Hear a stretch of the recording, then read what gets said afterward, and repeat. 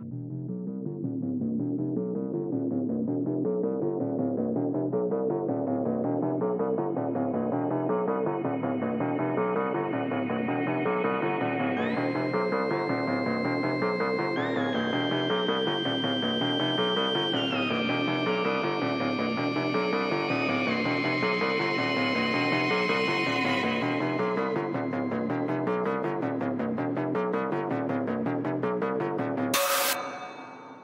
to the Voice of the Victim podcast. I'm Ryan. And I'm Rosie. How are you doing, Rosie? I am good. I am drinking a scalding cup of coffee. Yeah, it looks like it hurt. Oh, it didn't. How are you? I'm good. I'm excited we have a new patron to thank today. Yes, we do. Thank you, B, for signing up to our Patreon.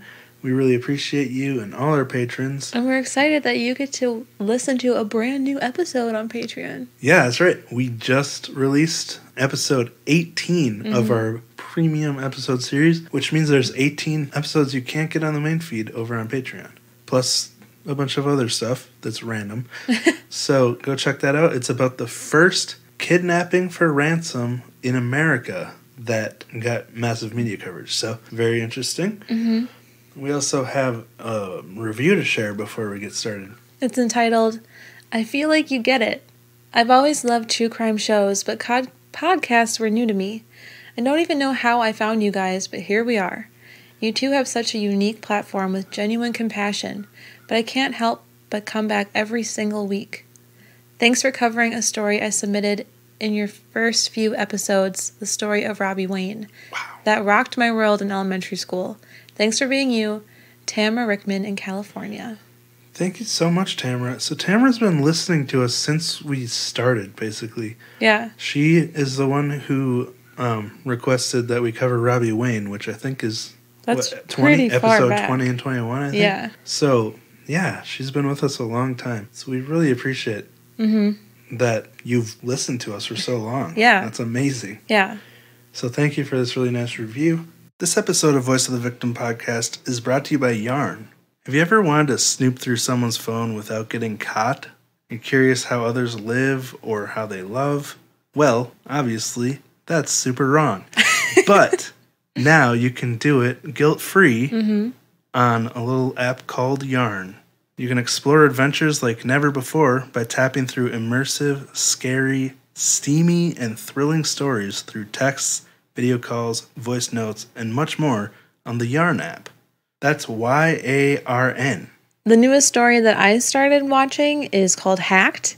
It's text messages between two girls, and then they're talking about this other girl who's doing a live feed that they don't really like. So then I get to watch a video of this live feed, and OMG, all of a sudden it's hacked, and things are getting really creepy and scary, and it's just the type of stuff I like to watch. Sounds very interesting.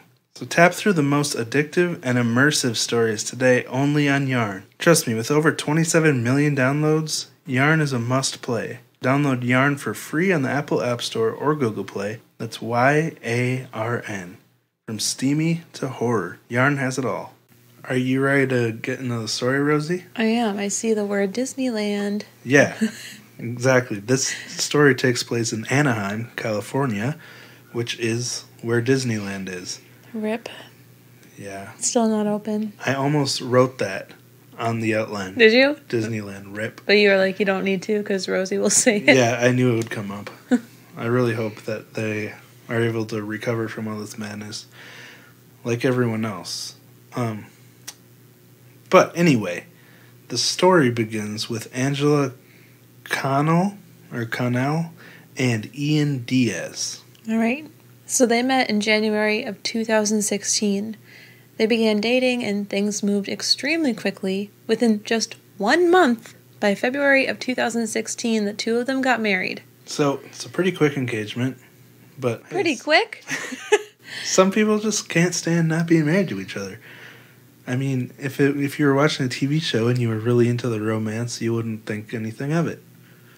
You need to be together. Even though I've only been watching you for a half hour. I know what show you're talking about. Anyway. But it is what it is. Mm-hmm. Despite the quick engagement, the two of them were very happy with each other. They apparently had a great relationship, and this led to them starting a family. Nice. I mean, more power to them if they can make it work. Yep. In May of 2016, the couple announced that they were pregnant with twins, and by all accounts, they were very happy and excited to be parents. Yeah, so everything seemed to be going great for them in their life, but of course, there's a reason we're talking about them. Things went downhill later that same month.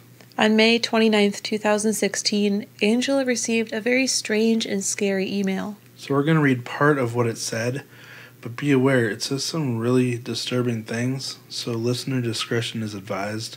It's creepy and gross. The email said, "I hope you are scared to death tomorrow. Be prepared. Don't sleep. We will steal your child, and we will watch it as it dies. You are a piece of SH, and I hope to God you burn for what you have done to us." Whoa. Yeah. So, we have some recent experience with getting uncomfortable messages, and we felt very, icky about those.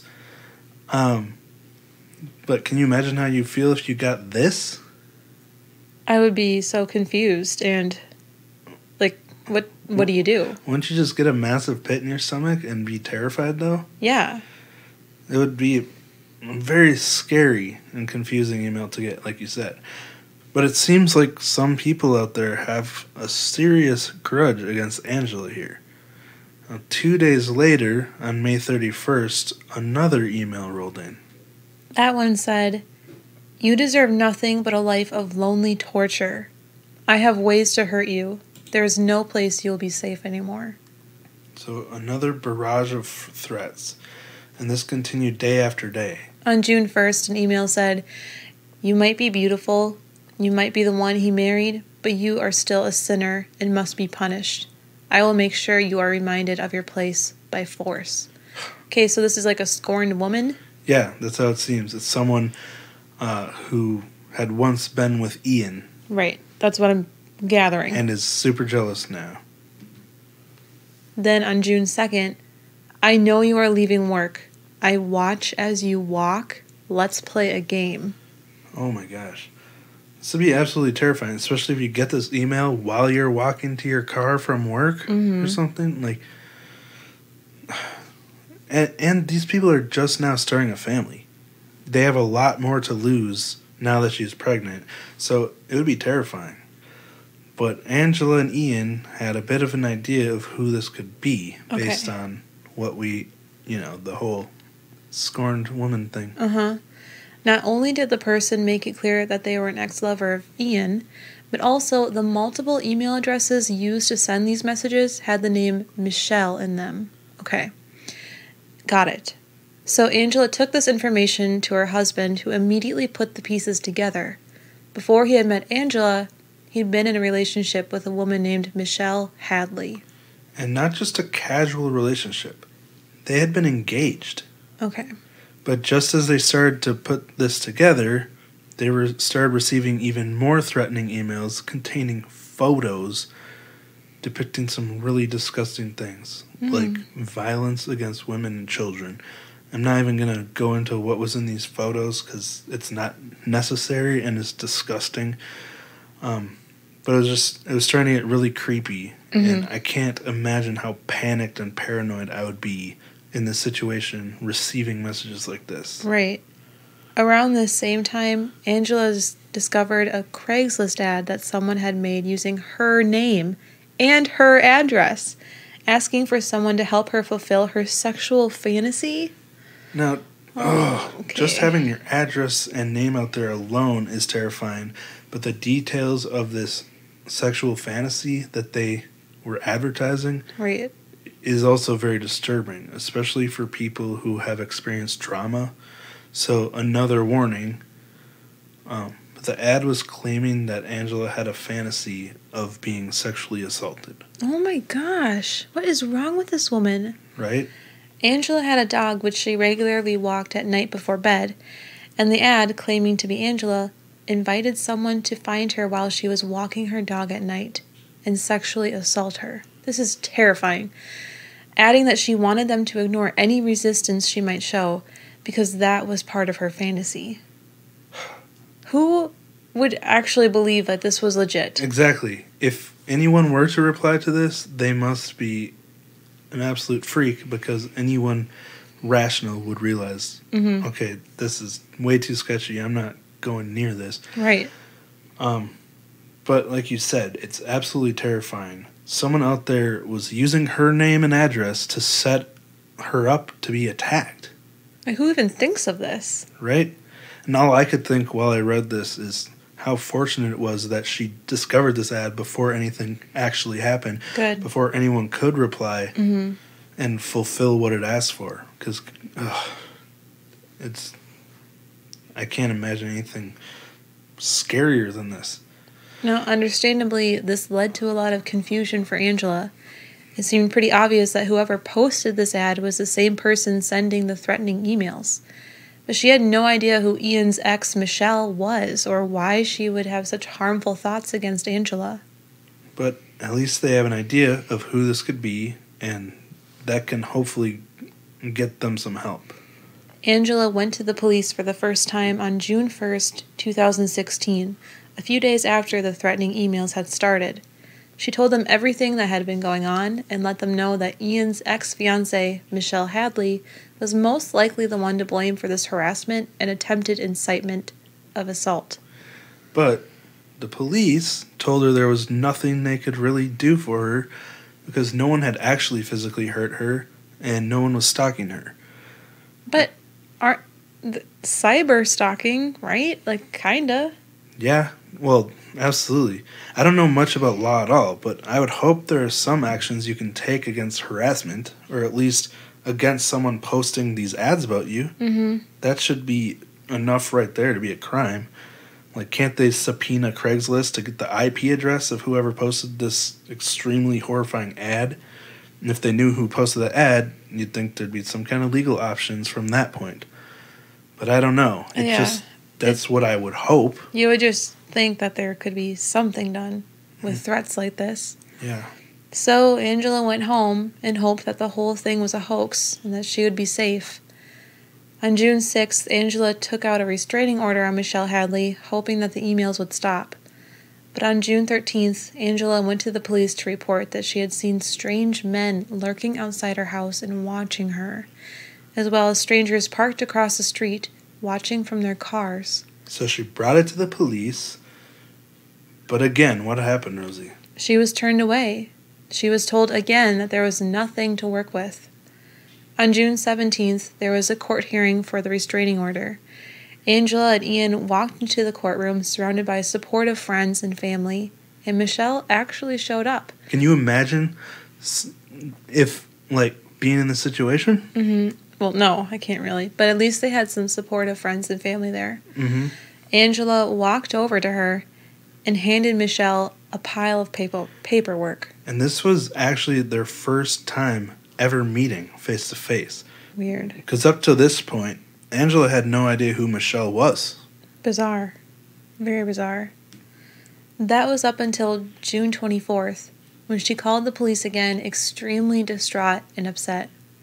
She told them that when she pulled into the garage of her condo, a man followed her into the garage, and when she got out of the car, he started trying to sexually assault her. So, obviously, this is a disgrace. If the police would have listened to her pleas for help, this could have been avoided. Right. When police arrived at the scene, Angela had marks on her neck, and her skirt was torn. Yeah, she was extremely beaten up. She was crying. She must have had a really horrible experience. They asked her which way the suspect went, and she wasn't sure. All she was sure about is that this attack had to be the result of the Craigslist post that she believed Michelle Hadley had posted. Yeah, it seems pretty clear with all the stuff going on that this had to all be connected. The night of the attack, Michelle Hadley had been on a date with someone else. When she got home from that date, as she was walking from her car, she was approached by police and arrested on the spot, under suspicion of sending all those emails, making the Craigslist ad, and inciting an attack on Angela Diaz. She was put in jail, and her bail was set at $10,000. While Michelle was in jail, the threatening emails stopped coming in, so it seemed like they found the right person. But the next morning, Michelle's parents posted her bail, and she was free. Again, the threatening emails started pouring in, and Craigslist ads continued to be created. Yeah, it seems like it's all adding up. When Michelle's in jail, the emails aren't coming. On July 13th, Angela called the police again and reported that a mysterious teen had been lurking outside of her home. Oh, I just can't imagine having to worry about this constantly. Right? Again, Michelle Hadley was arrested, and this time she was taken from her parents' house and her bail was set to $1 million. Okay, Yeah. so they're getting sick of it too. Yeah, Police. and I don't think her parents would be able to afford that one. Michelle continued to deny that she had anything to do with this. She claimed that she didn't even know Ian was married or who Angela was. And she also pointed out how stupid it would be for her to use an email address with her name in it to do such shady stuff. I agree with that. Yeah, it's a really good point, but isn't that what a criminal would say? I guess. You'd say anything to get yourself out of trouble after you make a dumb mistake like this. Mm-hmm. So the police didn't believe her. After she was jailed, all of her personal belongings, including her computer, phone, tablet, and school computer, were taken in as evidence, and the police began to investigate her devices to find connections to the emails and ads. But, strangely, they were not able to connect any of the emails or ads to her IP addresses. But they concluded that she had to be either using someone else's computer or a VPN to mask her IP address. I have a suspicion, and I'm not going to say anything. Yes, hold it till the end. Okay. So as Michelle sat in jail, her parents were very upset with everything going on. They couldn't believe that their daughter had been involved in such an evil scheme. And, most parents would feel this way.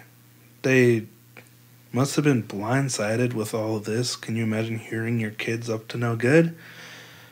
But they thought of a way they could check to see if this was even possible, that their daughter sent the threatening emails. Michelle's parents were able to get their hands on some school attendance records for classes she was in. They also pulled medical records from a time that she had been hospitalized. So they took these records and matched them up with the different dates she was accused of sending these threatening emails. Okay. And during a few of the times where she was suspected, she had either been in class or incapacitated at the hospital. Now, is that proof she didn't do it? I don't know, but I would guess it's possible to send emails from a mobile phone, whether you're in class or in the hospital or not. But this is enough to make her parents, realize, I don't think she had anything to do with this. And they supported her the whole time. Okay. But on September 30th, 2016, after Michelle had spent the majority of the past 3 months in jail, something big happened.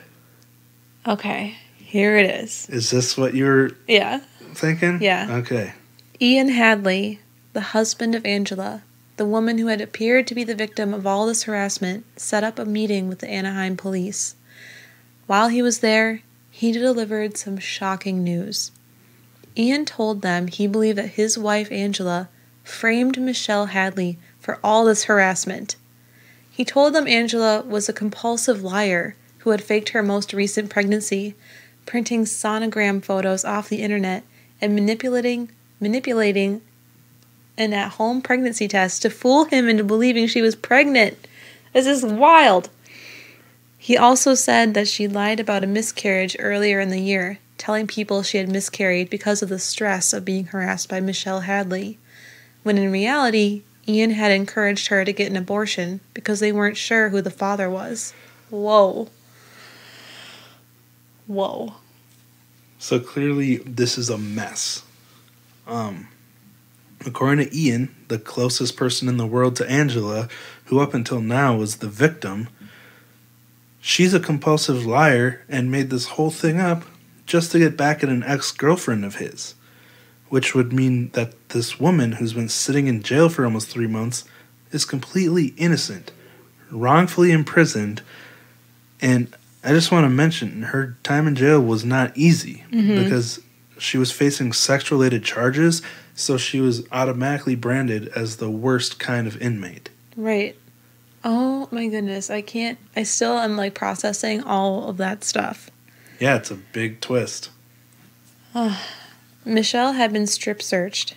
She was forced to spend 23 hours a day in her cell and had been denied basic human rights like toilet paper, sanitary products, and even contact lenses. I didn't know that they could like refuse you toilet paper and sanitary I don't think stuff. they're supposed to, but the people enforcing the rules are also the ones breaking the rules, so there you go. She would get letters from other inmates who had heard about her on the news, hoping that she was into freaky things and trying to hook up with her.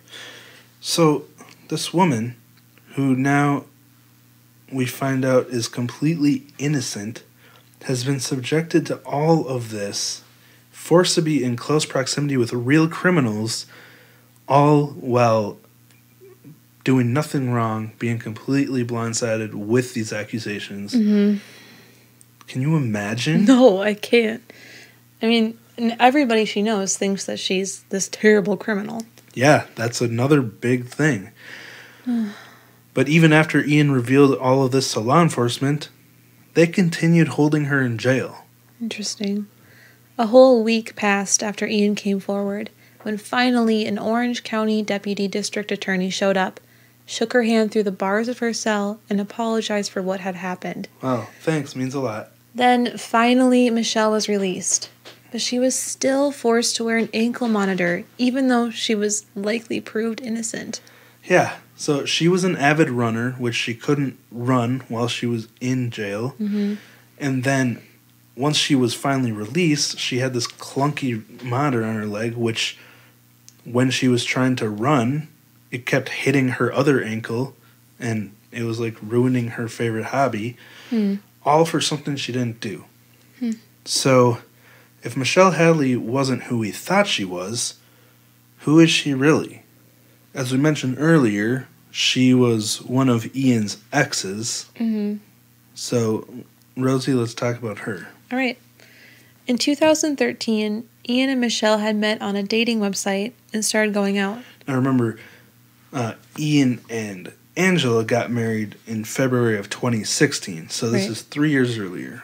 Things were going really well for them, and they enjoyed each other's company so much that they bought a condo together in the spring of 2014. Around the same time, they also got engaged. But apparently things took a wild turn once they were engaged. According to Michelle, Ian turned into a different person after they were engaged. He started asking her to alter her appearance to be more like the way he wanted her to be. This involved dyeing her hair, getting piercings, getting fake nails, and dressing more provocatively. Now, I don't think there's anything wrong with asking your partner these things. It's important to be attracted to the person you're with, and it's important for them to know your preferences, don't you think, Rosie? Mm-hmm, definitely. But you also need to be understanding if your mate is uncomfortable with the things you ask and doesn't want to do them. According to Michelle, though, Ian pushed her out of her comfort zone. He even pressured Michelle into leaving her job and taking a marketing job at a Disneyland resort where he had previously worked. The job paid $20,000 less per year than what she was making before, but he told her that it was his favorite place, so it's all good. Yeah, I'm guessing he was a security guard at Disneyland in the past because he is a U.S. Marshal at this point. So, wow. But that's a pretty big pay cut to want your significant other to take. Because it's his favorite place? Yeah. Yeah, that's weird. It's very odd reasoning. But we'll talk more about that decision later. At some point, Ian told Michelle that he wanted to watch her have sex with another man. Okay. But this is where she drew the line. Michelle was a very conservative and somewhat shy person, and she absolutely did not want to do this. You cracked me up when you were like, okay. Well, it's just like, he wants her to work at Disneyland, and then he's like, also, can you have sex with a guy and I can watch? Yeah. Like, that's a really strange couple of demands. Yeah, but again, some people are into that, apparently. But, yeah. This was apparently one of Ian's deepest fantasies, and he continued to pressure her. On one night particular, the couple was having some drinks, and after a combination of alcohol and more pressure from Ian, she finally gave in to his request. Yeah, so I'm guessing in her mind she probably just wanted to make her fiancé happy, and since this was the person she thought she'd be spending her life with, she must have felt a lot of pressure, but also felt very strongly about him to be willing to compromise her own values like this. But again, there was the fact that she was drunk. She wasn't fully in control of her decisions. Michelle fulfilled Ian's wishes, and Ian filmed it. But when Michelle sobered up the next day and realized what she had done, she felt terrible. She was devastated that she had compromised her values and done this. She swore to herself that she'd never do anything like this again. But then it hit her that it wasn't just a fleeting experience. Again, Ian had filmed it. Yeah, that's huge. I wonder if that was in the conversation. She talked to Ian and asked him to delete the video, but he told her that he didn't force her to do it, and he would not delete the video. What a creep. Yeah, I don't know about the legality in the situation, but how cruel would you have to be to not only manipulate someone into this using a substance to aid you, taking away basically their self-control, but also refuse to honor their wishes when they ask you to delete it. Like, at that point, the consent ends. It's almost as if his whole goal was to make this video to use as blackmail against her. And yeah, he could say he didn't force her, but again, I think an argument could be made that there was a lot of manipulation here with all the pressure he put on her, combined with the mind-altering drugs. It's clear that she would not have done this if she were sober, and he knew that and took advantage of it in her drunken state. Yeah, he must have had, like, a guy on the back burner for, like, this type of situation. Apparently, they found someone pretty quickly. Yeah, or a girl. I don't know. I think it was another guy. That's what I found. But okay. At this point, Michelle was starting to realize that Ian wasn't the man she thought he was. She started to uncover other things that he'd been doing without her knowledge. He had a GPS tracker on her car, so he always knew where she was, and sometimes he would follow her and watch her. Oh yeah, that's a little strange, I would say. Now, again, Rosie and I have Find My Friends enabled on our phones, and we can always check to see if the other one made it to work safely or where the other one is at any given time. But we both know about it. We've both consented to that, and we're both okay with it. That's a heck of a lot different than secretly stalking your fiancé. They aren't even married yet. But it's also theorized that he forced her to get a job at the Disneyland resort so he could have his old colleagues keep an eye on her and report back to him. Neat. Yeah. According to Michelle, on top of the controlling behavior, Ian even got to the point where he was physically abusive to her. Michelle decided she had enough of this relationship and told Ian that she was done. Any rational person would be heartbroken about this news. But they would have to accept it and show respect to the other person's right to make their own decisions. But not Ian. According to Michelle, he grabbed her and threw her down on the ground and started attacking her. Somehow she was able to get away, and when she did, she stayed as far away from him as possible. That's such a selfish reaction to someone breaking up with you. But Michelle never reported this attack because she felt like she handled it and she was safely out of the relationship. And, it costs a lot of money and time to pursue legal charges. But remember, these two had bought a condo together, and when they split up, it became a battle over which one of them got to keep the condo. I'm not sure of all the details. I couldn't find it, but it seems like one of them wasn't willing to share or split it. So they were fighting over who got it. But since they still both owned the condo and she's the one who left, Ian continued living there. Now this is where certain theories come into play. Some people are very suspicious of Ian because he worked in law enforcement and had connections. He was very quick to throw his wife under the bus, and he was fighting over this condo with Michelle. So the theory is that Ian set this whole thing up to get Michelle jailed, long enough for him to sell the condo, then frame his wife to get out of the marriage. Oh, nice guy. Huh. Yeah, so that's the theory. Okay. Now, obviously, we don't know. Right. But that's what a lot of people think. Well, Ian did sell the condo before coming forward. He and Michelle paid $470,000 for it, and he sold it for $499,000. None of it which Michelle ever got.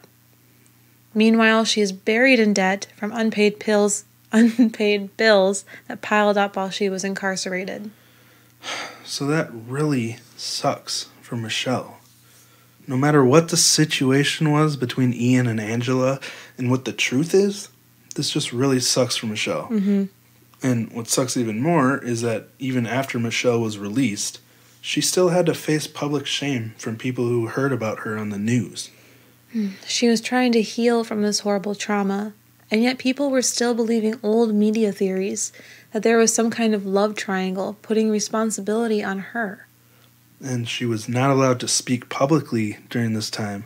The attorney said, don't talk about your volatile relationship with Ian or any details about you being innocent or anything. She felt like she was being silenced, and it was really frustrating for her as a victim trying to heal. Mm-hmm. But after 3 months, she finally went to the prosecutors and gave them an ultimatum.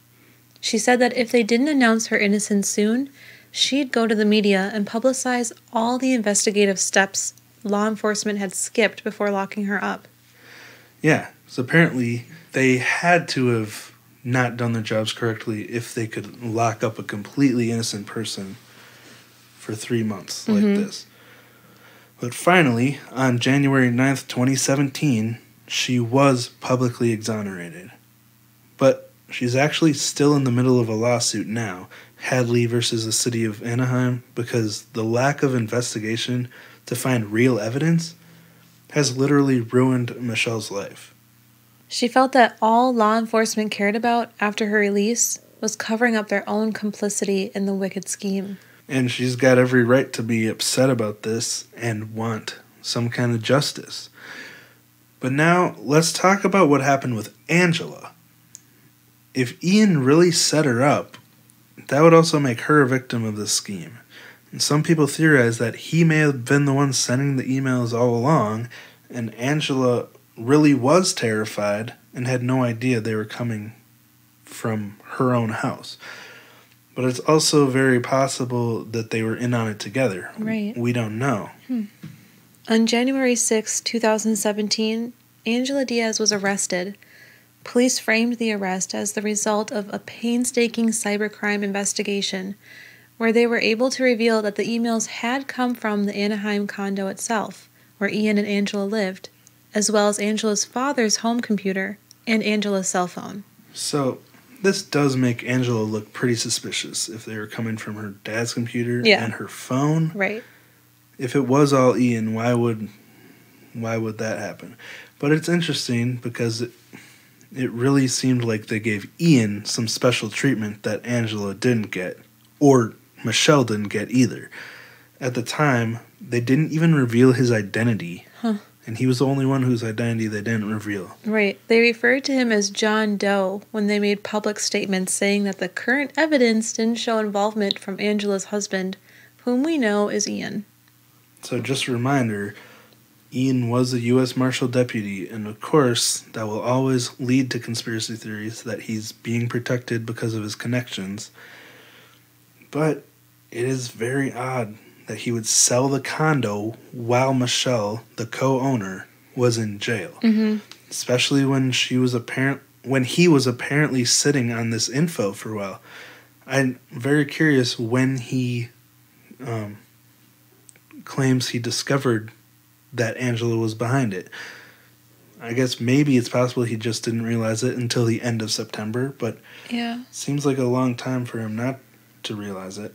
What we do know is that, according to Hadley's lawsuit, after going to expose his wife to the police, he was never questioned again. He was also asked to turn over the cell phone he was using at the time the emails were sent, and he told them that he'd given it to his mom, and they took his word for it. The phone was never retrieved. In what world do police just let that slide? Yeah.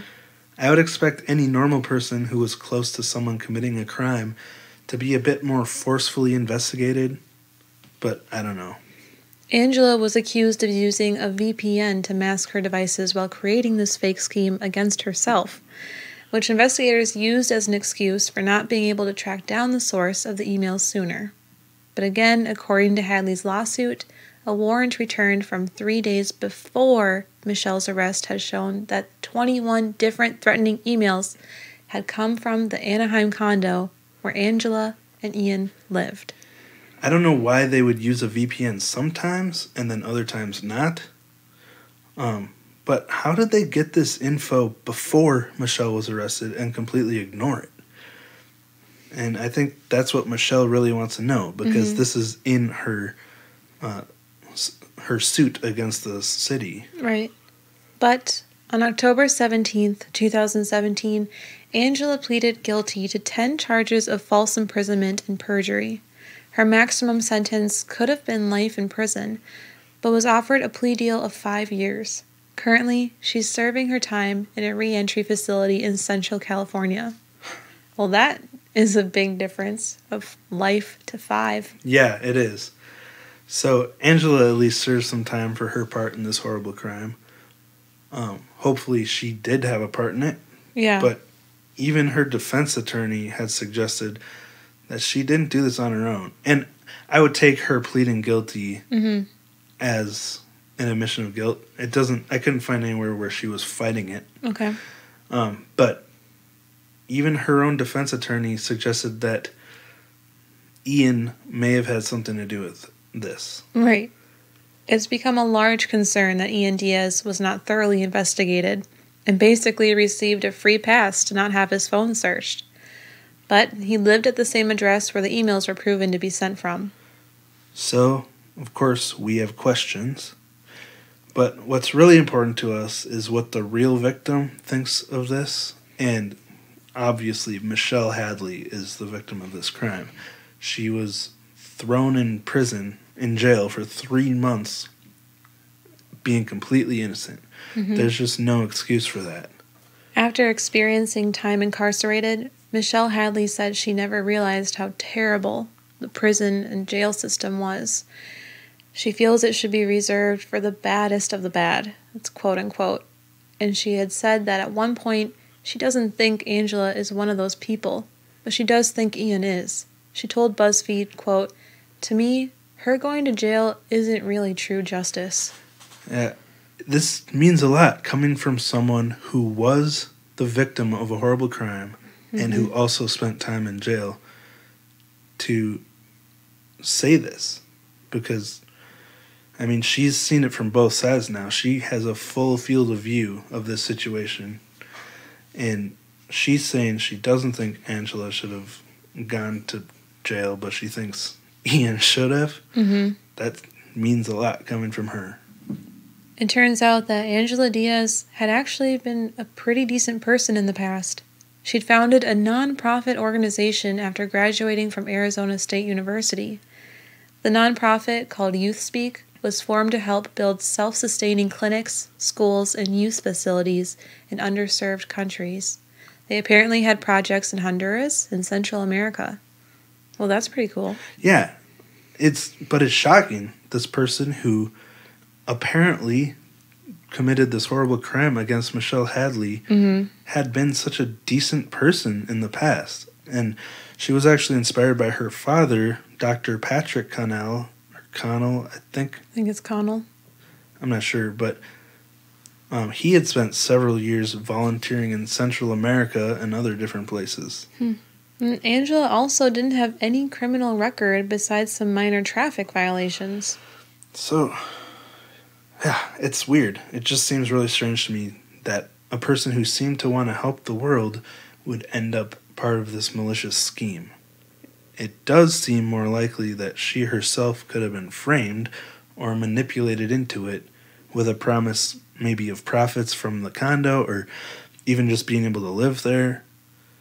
But hopefully after this civil suit that they're working through, more answers will come out, because this is It's so weird. I think Ian did it.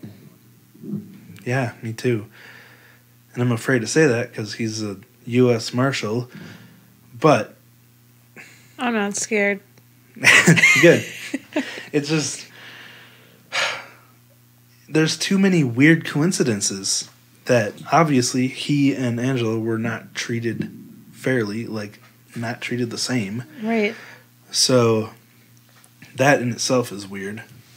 But then the fact that he had been abusive to Michelle in the past before dating Angela, the fact that they got married within a month of knowing each other, and within 5 months of knowing each other, they were hatching this huge weird scheme. Right. Like, how did Angela even learn about Michelle if it wasn't for Ian?